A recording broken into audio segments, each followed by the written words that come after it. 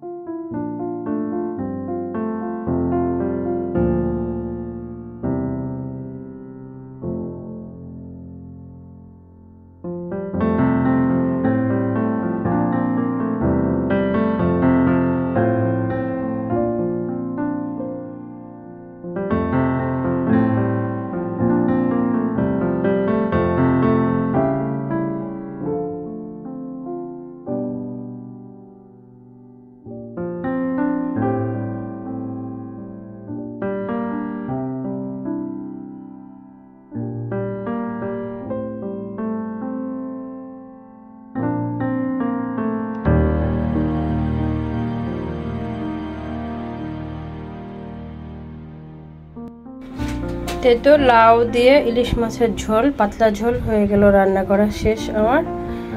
তো যদি আপনাদের ভালো লেগে থাকে অবশ্যই আপনাদের পেজে একটা শেয়ার দিয়ে দেবেন। আর এখনও যারা আমাকে ফেসবুকে ফলো দেননি অবশ্যই আমাকে একটা ফলো দিয়ে আমার সাথে থাকবেন। তো আজকের ভিডিও এই পর্যন্ত। ভালো থাকবেন সবাই, আমার জন্য দোয়া করবেন, আমি আপনাদের সকলের জন্য দোয়া করি। আল্লাহ হাফেজ।